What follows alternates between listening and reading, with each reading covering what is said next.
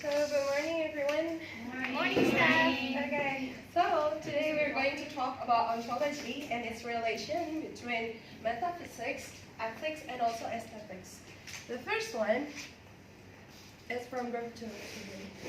And the first one, we're talking about ontology. You can say it, right? Okay, ontology. First one, ontology concerns itself with what exists and can range from asking what does it mean for a thing to exist to asking what exists, to seeking to identify and establish a relationship between existing things. This is the definition from research guides from University of Wisconsin. And the second one is ontology is a branch of philosophy, is the science of what is, of the kinds and structures of objects, properties, even process and relations in every area of reality. This is from Backwell Guide to Philosophy. And I want to explain this definition first. So it says that ontology is a branch of philosophy. It is, yes. Ontology is the major branch. The very first is from philosophy, and then it ranges to the metaphysics, and then it turns to ontology. I'll explain that a little bit further. And the last definition we get from Merriam-Webster Dictionary, that is a philosophical study of being.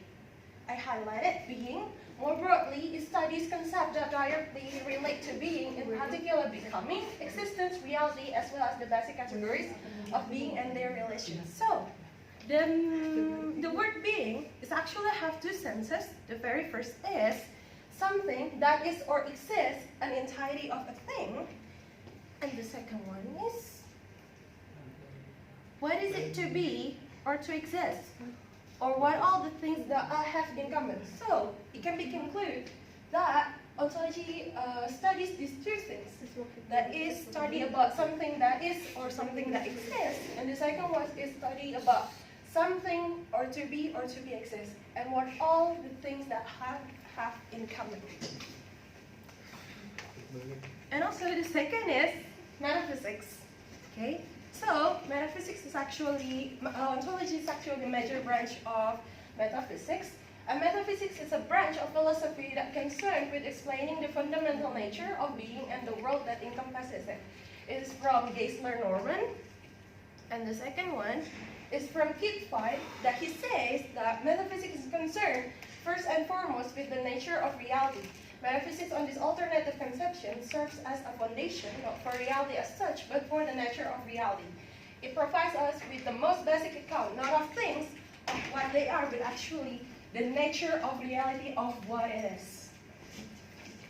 And the last is, metaphysics is the study, the nature of reality of, or what sorts of things that are real. Also seeks the basic criteria and the first principle for determining what sorts of things are real.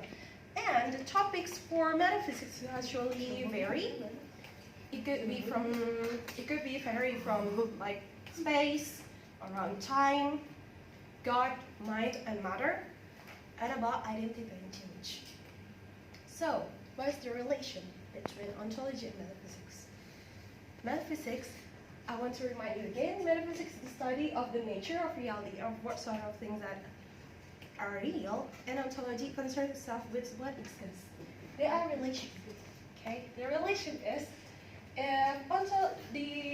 let's just say not the relation first, but see from the differences between these two first. Because I know when I explain it and you read about it, it's actually kind of the same, right? It's kind of the same, but actually they're very different.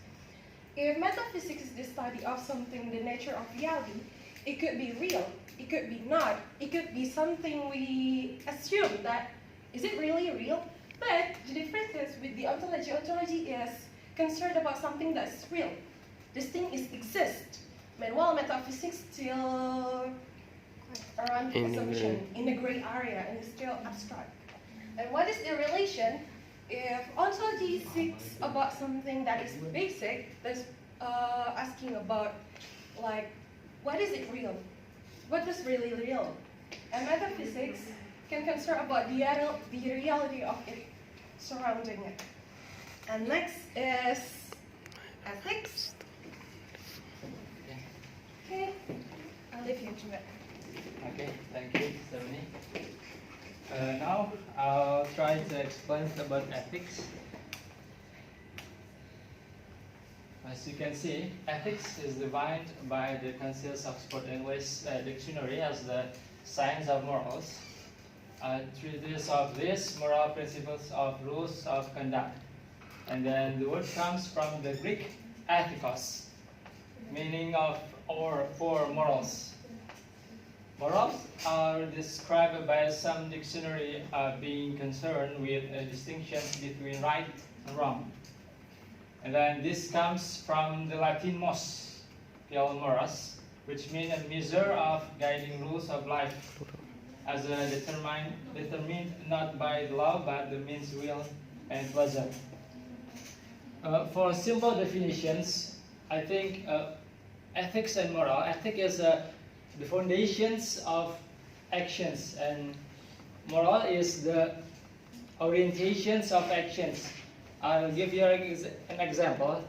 When we see a burning house, and then someone watching the burning house and someone trapped in that house, the burning house, from ethics perspective, what we should do? Help. Help, right? Now, the people will ask the fire force to come to help that person. To prohibit that person being burned alive. But from morals perspective, we will help directly to the house, go into the house and save that person. That's the difference between ethics and morals.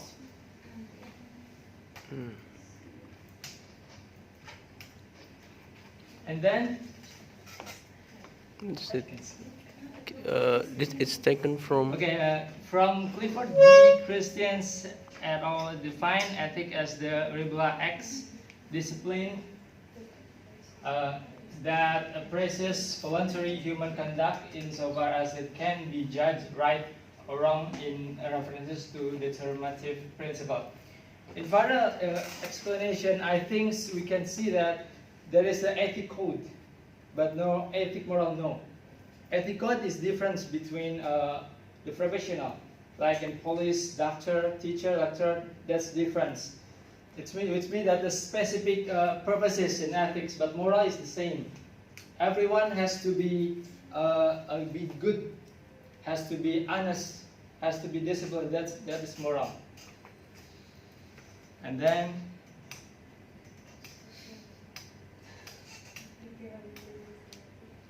ethics divided into three sub-branches of ethics. There are descriptive ethics, meta-ethics, and normative ethics.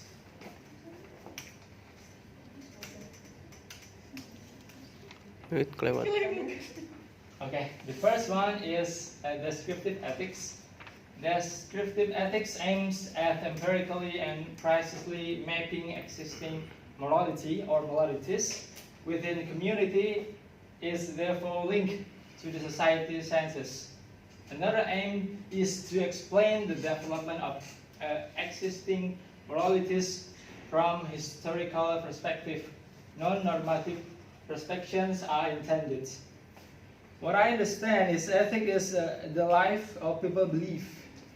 When it's talk about life people believe, it's talk about the religions.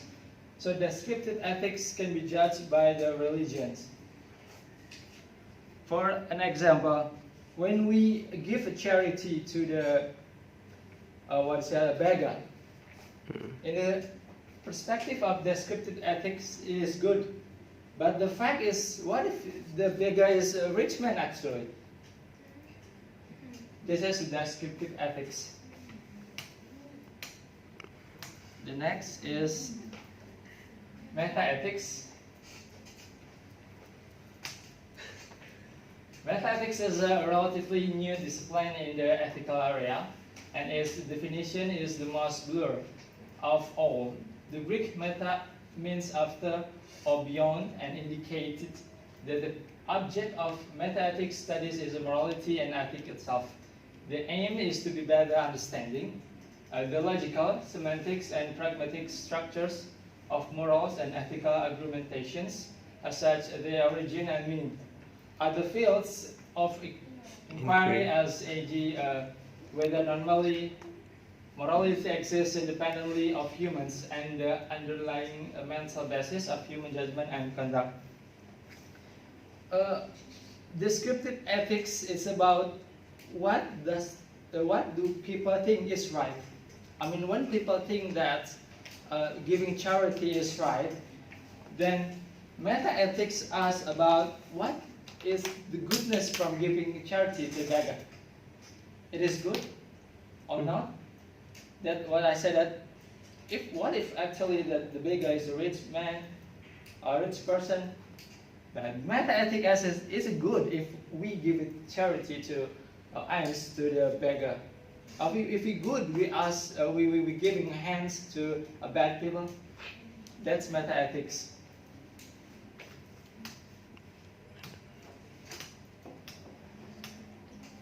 Next one is normative ethics. Normative ethics means the methodological reflections upon morality, tackling in critically and its relational norms and standard for acting and conduct are being set up to tone down and argue for and against. When ethics is talked about in a common sense, then we are talking about this general normative ethics. When inquiry is directed toward the principles of moral judgment or the criteria for the ethical analysis of morality, then we talk about fundamental ethics. The questions is, from normative ethics, is what should we do to be a good man, to be a good person, and what should we act when we see the beggar asking, the beggar beg, what should we do? Should we give the charity, the money, or the food? That's the question appear in normative ethics.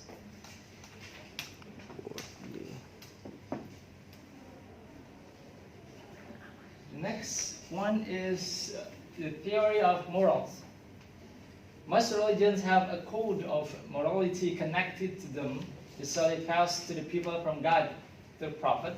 These morals are usually enforced by some notions of reward in the afterlife for adherence or generations for continually breaking the code. The first theory that morality is actually come from God to the prophet. This theory that God gives the ability to human to differentiate whether it's something good or bad, right or wrong. And then the second theory, morals are packed with a society that allows us to gain the benefit of living with others.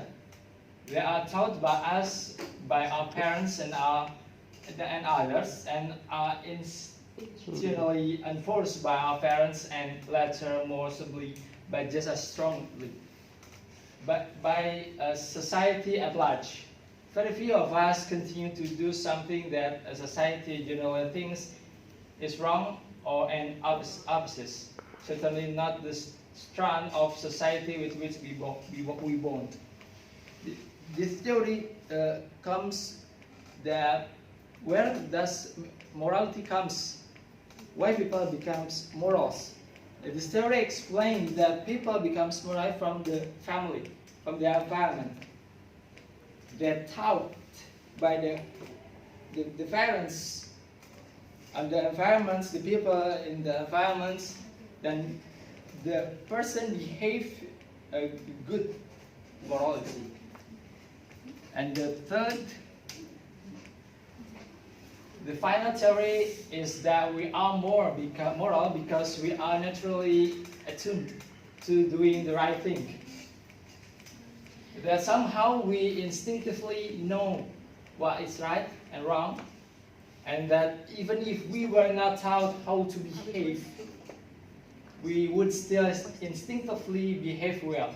This seems unlikely, but one only has to watch young children for some time to realize that their behavior is entirely self-centered. and only becomes more moral over time as they are trained by their parents or society. This theory explains that morality comes from ourselves, that even the parents or the environment never taught us about the morality, then the person will imitate by seeing or hearing the parents. So step by step, that person or the children will behave a good morality based on the parents, based on the environment. If the environment is a good environment, then the person, children will be good.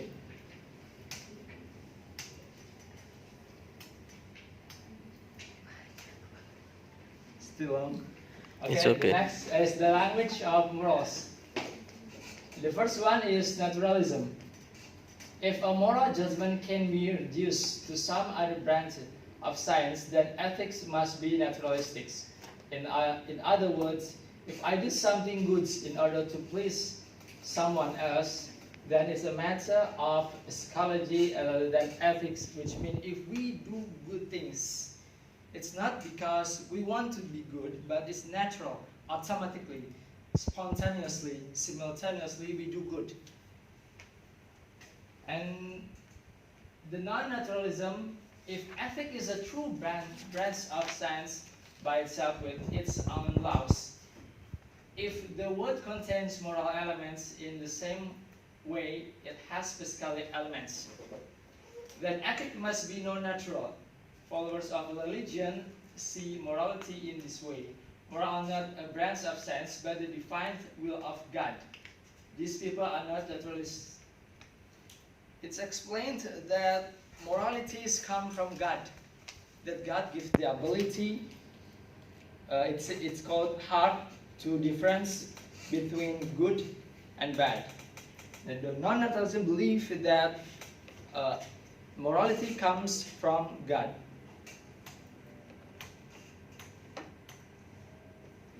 Next is emotivism. Emotivism claims that all ethics are about how people feel, not the sense of feelings right or wrong, or indeed any real evaluative process at all. Emotivism believes it's impossible to verify moral judgment scientifically. This theory says that we do good because we are good men, because we feel that as a good person, I have to be good. I have to do good things. This emotivism belief. Then subjectivism.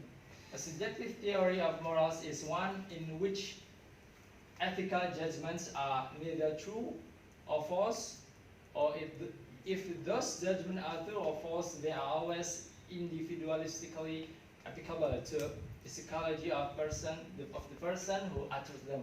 It means that when I say there is good for me, or when I say it's good, then it calls subjective language of morals.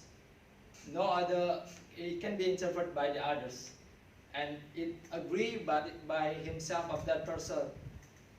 The next is objectivism. An objective theory is one that is not subjective fixed. It always holds to say that there can be a set of guiding principles which will hold true for all, and we can then debate the rights and wrongs of an issue and not just how we feel about it. In this theory is objectivism, that the right thing, the good thing, it has to be discussed. It has to be an agreement about that. If the people, the community, the group say this is good, this is bad, this is the right things, this is the wrong things. This theory explains that. The last, or screen motivism. Motivism believes that only the motive for an action needs to consider when looking at whether it's a moral act. Even the act leads to these disastrous consequences. If the motive was pure, then the action was a moral one. The motivism say that if we if we do good things, this because we have motivations in our heart, in our mind, that I have to be good, and I think there will be a benefit if I being a good man. That's motivism. The next is consequentialism. A little concern about motivations, provided the act has good consequences, it's moral. The end justifies the means. It means if I do good, whether it will be a bad consequences, whether it will give me the risk, something happens to me bad or not, I will do a good things. That's consequentialism. The last is deontology. Deontologists believe that the very word themselves carry on obligations. They believe that neither the motive nor the consequence are of significance, only the nature of the act itself. It means we do good. It's because the obligations, not because of feeling. It's because of our obligation. We have to be a good person. That's the ontology. I think enough for me. The next one is. Thank you. Okay, so we come to the last discussion of ontology, and this subtopic is about aesthetics. Okay, so I'm going to explain three things to you. The first one is I'm going to remind you about ontology and what is it, and then the relationship with aesthetic, and then the last one is the relationship between ontology of art and education.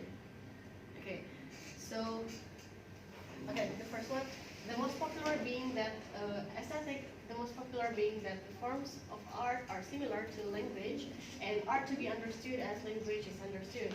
In terms of conventions and semantic rules, in favor of the view, it is undeniable that many works of art are about the world in somewhat the way that language may be about the world. This is evident in the case of literature, which is itself an instance of natural language.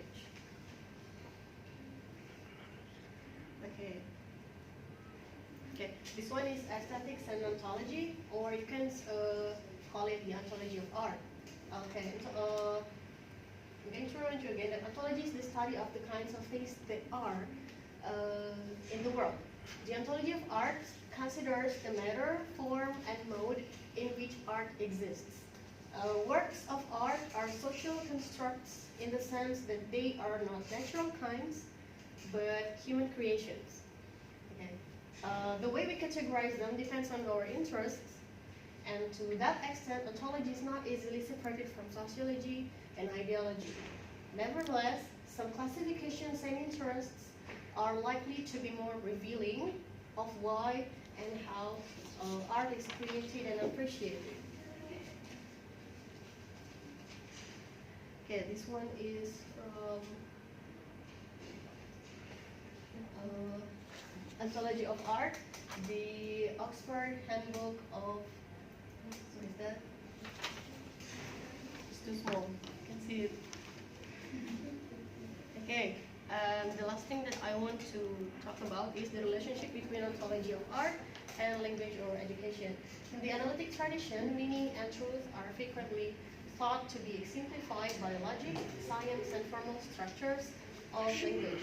Whereas in continental philosophy, art has often taken this role of exemplifying meaning and truth. Okay, this one is from Aesthetics in Continental Philosophy by Ashley Woodward. Okay.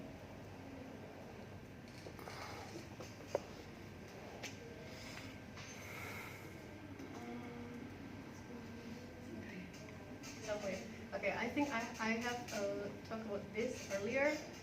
Okay, that's all about aesthetics, and there is conclusion.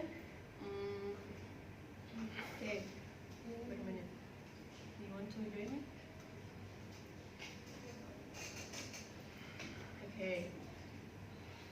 Again, ontology is a study of being, an existence of something, then what is relations with metaphysics, ethics, and aesthetics? In metaphysics, we question why do we exist, and is reality real?